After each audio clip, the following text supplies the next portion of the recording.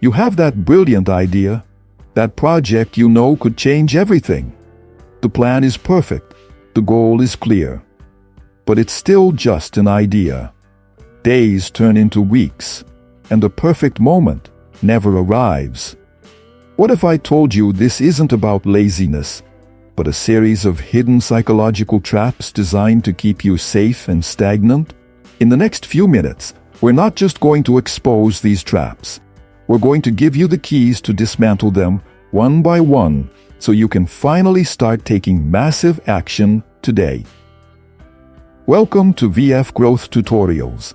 That gap between knowing what you should do and actually doing it is a chasm where potential goes to die. It's a space filled with analysis paralysis, the crippling fear of not being perfect, and a brain chemistry that often rewards the comfort of planning over the chaos of action. This isn't a personal failing. It's a fundamental part of the human condition. But the most successful people, the ones who truly achieve independence of thought and action, have learned how to hack this system. In this video, we're diving deep into the psychology of inaction. We'll uncover the 4 core blockers that are holding you back and provide a powerful, step-by-step framework to regain control, build unstoppable momentum, and turn your goals into reality. If you're ready to stop planning and start doing, make sure you hit that subscribe button and give this video a like.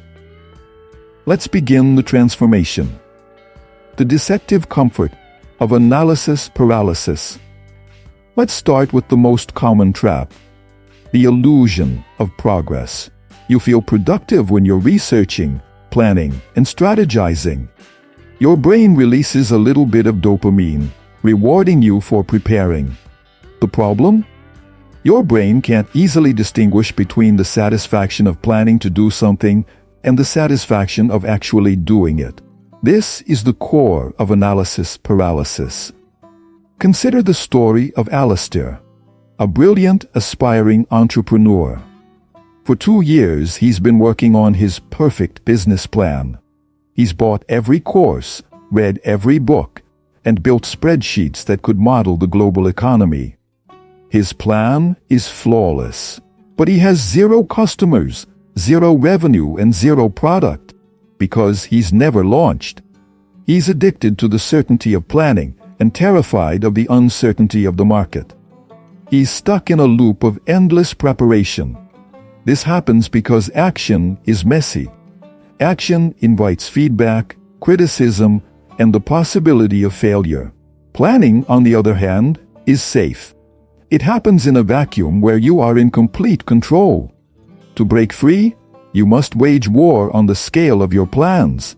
We often think we need more information before we can act, but usually what we need is more experience. And experience only comes from acting. The first practical tool to defeat this is the 2-minute rule, popularized by David Allen. The rule is simple. If a task takes less than 2 minutes to complete, do it immediately. But we can adapt it. Whatever your huge, intimidating goal is, shrink the first step down until it takes less than 2 minutes. Write a book becomes open a new document and write 1 sentence. Start a business becomes draft 1 email to a potential mentor. This isn't about making progress. It's about breaking the pattern of inertia. It's about proving to your brain that the act of starting isn't as scary as it seems.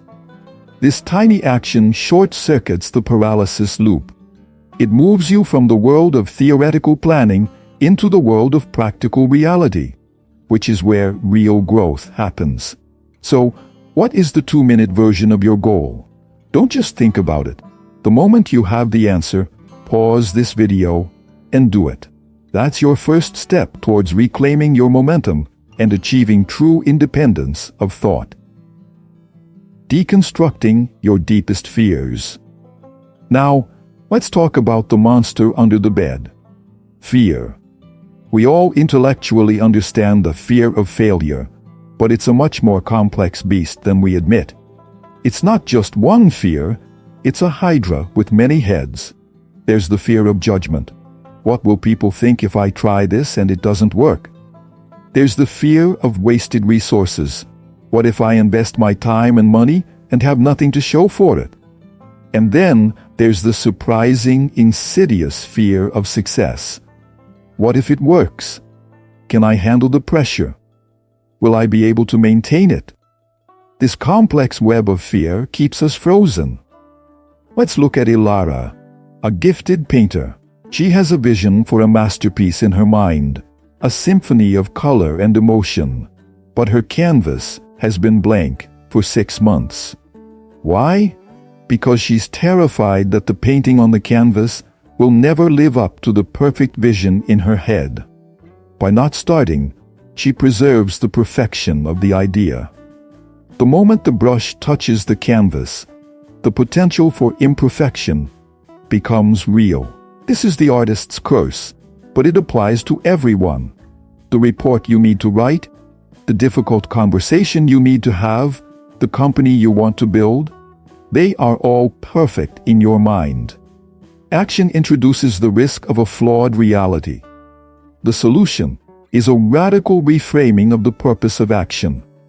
You must detach your actions from the outcome. The goal of your first attempt is not to succeed, it is to gather data. Ilara's first brush stroke isn't meant to be perfect. Its purpose is to give her information about the color, the texture, the light. The first sales call for Alistair's business isn't to get a yes, it's to get data on his pitch and the customer's needs. When failure is reframed as data, it loses its emotional sting. It's no longer a verdict on your worth, but a valuable lesson on your path. A powerful Stoic technique here is premeditatio malorum, or the premeditation of evils. Actively visualize the worst-case scenario. What if you fail spectacularly? Play it out. You lose some money. People might have an opinion for a day. You'll feel embarrassed. Is that it? Usually, when we shine a light on the monster, we see it's much smaller than we imagined. By facing the worst-case scenario, you strip it of its power over you. You build resilience and realize that the cost of inaction, the regret, the stagnant potential is far, far higher than the cost of any potential failure. If this breakdown of fear is resonating with you and helping you see your own challenges more clearly, please do me a favor and hit that like button and subscribe to VF Growth Tutorials. It signals to YouTube that we're providing real value, and you won't miss the next part, where we tackle the surprising physical reasons for your inaction. The hidden energy and motivation equation. Sometimes, the reason you're not taking action has nothing to do with fear or analysis paralysis. It's simpler. You're just out of gas. We tend to think of motivation and willpower as purely mental constructs, matters of character. But they are deeply tied to our physical and mental energy reserves. This is the concept of decision fatigue. Your ability to make good, high-quality decisions, including the crucial decision to take action on your goals, is a finite resource that gets depleted throughout the day. Think about it.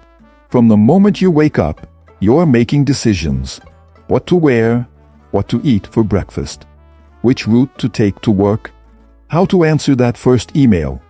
Each one, no matter how small, makes a tiny withdrawal from your willpower account.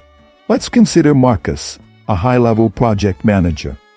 At work, he's a machine of efficiency and decisiveness, leading his team through complex problems. But when he gets home at 7 p.m., he collapses on the couch. His dream is to build a deck in his backyard. He has the plans, the tools, the skills, but he can't bring himself to start. He just scrolls through his phone. Is Marcus lazy? No. He's suffering from severe decision fatigue. He has spent his entire daily budget of executive function at his job, leaving nothing for his personal goals. Recognizing this is a game changer. The solution isn't to try harder in the evening, it's to fundamentally restructure your day. The first strategy is to eat the frog. a concept from Brian Tracy. It means you tackle your most important, most challenging task, the one you're most likely to procrastinate on, first thing in the morning. This is when your decision-making energy and willpower are at their peak. Before the world has a chance to drain your reserves with its demands, you invest your best energy into your own priorities. The second strategy is to eliminate decisions by creating routines and systems. Automate the small stuff. Lay out your clothes the night before. Eat the same healthy breakfast every day. Create a non-negotiable block of time in your calendar for deep work on your goal. Every decision you remove from your day is more fuel you have for the decisions that actually matter. Finally, you must manage your physical energy. Willpower is not just in your head, it's in your body. Poor sleep, bad nutrition, and a lack of exercise decimate your ability to self-regulate and take focused action. You cannot achieve independence of thought if your brain is running on fumes. Prioritizing your physical health is not a luxury. It is the absolute foundation of your ability to execute on your ambitions. Stop seeing your energy as a given and start managing it as your most precious resource. Architecting an action-bias environment. We've looked inward at paralysis, fear, and energy. Now, let's look outward. The final piece of the puzzle is your environment. As humans, we are creatures of context. We are profoundly influenced by our surroundings. Willpower is unreliable, but a well-designed environment can make taking action the path of least resistance. The writer and speaker James Clear talks extensively about this in Atomic Habits. The core idea is simple. Increase the friction for actions you want to avoid and decrease the friction for actions you want to take. Inaction is a habit. Procrastination is a habit. And right now, your environment is likely perfectly designed to support those habits. To change the habit, you must change the environment. Let's take Priya, who wants to finally write her novel. Her old environment, her laptop is in her bag, her phone is on her desk buzzing with notifications, and the TV remote is within arm's reach. The friction to start writing is high. The friction to get distracted is zero. Her new action-biased environment. Every night, she opens her laptop to a blank document and leaves it on her desk. Her phone is plugged in to charge in a different room. The TV remote is hidden in a drawer. She has a glass of water ready on her desk. Now, the friction to write is incredibly low. She just has to sit down and type. The friction to get distracted is high. She'd have to get up and go find her phone. This is not about motivation. It's about intelligent design. You need to become the architect of your own choices. Another crucial element of your environment is the people in it. You need to create social leverage through accountability. Find an accountability partner, someone with whom you share your daily or weekly goals. The simple act of knowing you have to report back to someone can be a powerful motivator. Join a mastermind group of peers who are also working towards ambitious goals. The collective energy and expectation will pull you forward. You can even use public accountability, declaring your goal on social media. This raises the stakes and makes the cost of inaction, public failure to follow through, higher than the discomfort of taking action. So let's bring it all together into a simple, actionable framework. When you're stuck, ask, 1. Am I in analysis paralysis? If so, what is the 2-minute version of my first step? 2. Am I afraid? If so, reframe the goal as data collection and visualize the worst-case scenario. 3. Am I just drained? If so, when can I eat the frog tomorrow and how can I reduce decision fatigue? 4. Is my environment working against me? If so, what is one change I can make to decrease friction for this action? By systematically working through these questions, you move from being a victim of inaction to being a diagnostician of your own psychology. You gain true independence of thought. We've covered some powerful ground here. If you're committed to building your own action-biased environment, let me know in the comments what your 2-minute action will be today. And if you haven't already, please subscribe and click the like button. It really helps the channel grow. Today, we've pulled back the curtain on why you're not taking action. It's not a character flaw.